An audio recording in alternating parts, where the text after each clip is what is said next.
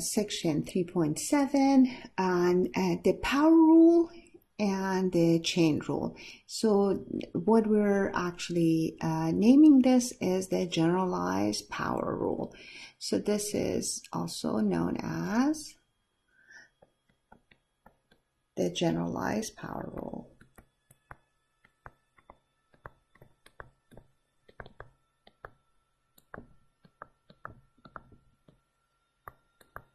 Why generalized power rule?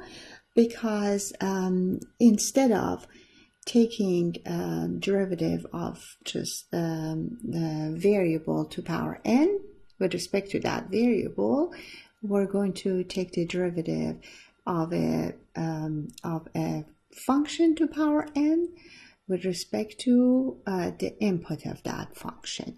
And so what happens is that multiple times we try to basically take function g of x that was differentiable, and in this section we've tried this multiple times, and for any n we took a derivative of that function to power n. And if you take the derivative of a function to power n, it's going to be n according to chain rule times u to power the function to power n minus 1 times the derivative of the function with respect to x. Or other ways of expressing this is d dx of, let's say, gx to power n is going to be equal to n gx to power 1 less times derivative of gx, g prime of x. And that's the power rule. And it's important for us to basically be very comfortable with generalized power rule.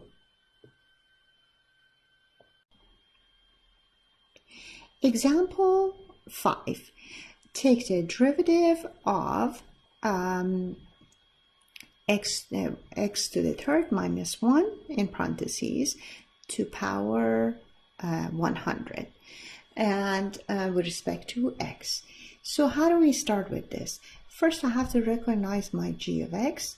G of x, or u, is g of x is x to the third minus 1.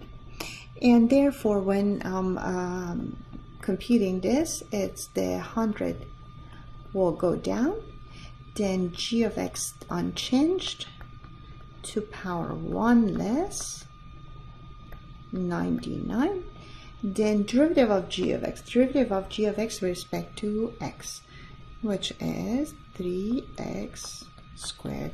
So this way it's sometimes easier than the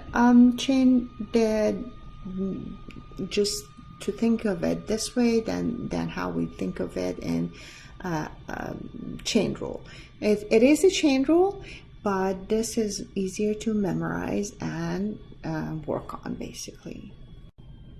So multiplying that 3 and 100, also you get 300, and x squared, x to the third minus 1 to power 99. Now the second part of the example. Now this one is also a generalized power rule. How come? Because g of x, or in here we called it f of x, is to power 1/2. So this entire thing is saying the f of x to power 1/2. And so the derivative is going to be 1/2 f of x to power 1 less, which is negative 1/2, times derivative of f. And if you bring the f of x to power negative 1/2, it comes to the denominator with the 2. For derivative rules in that we had before, now graph form of examples also exist, and so the graph gives you a little bit more information than tabular and you can write the graph. And these two cases, graph of f and graph of g, are given, and basically you know they're differentiable everywhere they are line, and you know that they're not differentiable at this places, and the rule of the two functions are going to be basically piecewise defined. And now not only you can basically in points that it makes sense, mainly when the domain works for the derivative. Remember, these are not elementary functions, so you have to be careful. And so when it works for the domain of the derivative is defined, you can do function operations using the two graphs, and one of them is composition, now that you know the chain rule. So let's see, I don't even have to write the function itself, which is not that difficult. The function itself between f between 0 to 3 is basically y equal to x plus 2, and between 3 and 5 it's y equal to let's see, you have to plug in the points and figure out. I can see the slope is -1, it's -2, and I can see that it goes through point 5 and 1, and I can find what line this is, right? And so it's not hard to write the function itself. But what to notice in here is that the derivative of the function is easier because it's just the slope of the line. And the slope of the first piece between 0 and 3 is just 1. Slope of the second piece from 3 to 5 is -2. So f prime is 1 between 0 and 3, and -2 between 3 and 5. Oh, what about 3? It's not defined. And so now same thing goes with g. G prime between 0 and 4 is -1/2, and at between 4 and 5 is 1. That's the slope of the two lines. G prime is easy to find because the derivative is just the slope of the two lines, and it's not defined where the two lines meet, because then that's not elementary function and in that area, in that locality. And so now let h of x be f of g of x. F of g of x. Find h prime of 2. Okay, what is a person to do? So first step is to find, and again I said it complicates things too much to find the functions themselves. Just find the derivative, and let's go with the graph wherever you want a value for the function. And so now find h prime of 2. H prime means I have to do the chain rule with f of g of x. So I do a chain rule with f of g of x, and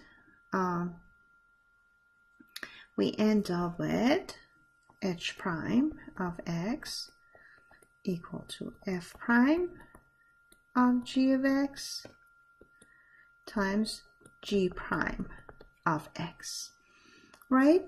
So if I plug in 2 in there, what do I get? I get 2, h prime of 2 is equal to f prime of g prime of 2 and g prime of f prime of g of 2 and g prime of 2. Wait, what is g of 2? G of 2 is a value in here, right? 2 So I start from the inside again. G of 2 is going to be 4. So G of 2, the entire thing is 4. And that's how basically that we move on. We find f prime of 4 times g prime of 2. And f prime of 4, according to this, is negative 2.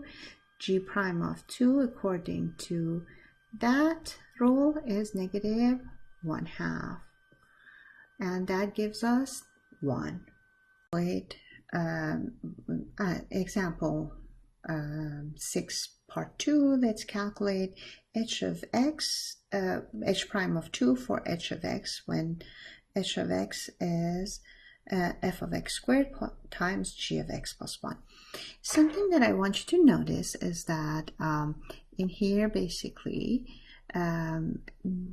there's a product rule going on, right?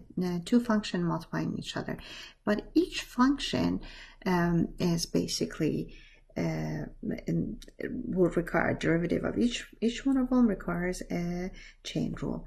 So that's important to know. So where we start with a function derivative of 1 times 2, then 1 times derivative of 2. And derivative of 1, according to chain rule, is f prime of x squared times 2x, then multiplied by the second one. Then it's going to be first one times derivative of the second one according to chain rule is g prime at x plus 1 times derivative of x plus 1, which is 1. Now plug in 2 for x in here, and you get f of 4. Plug in 2 for x in here, and you get g prime at 3.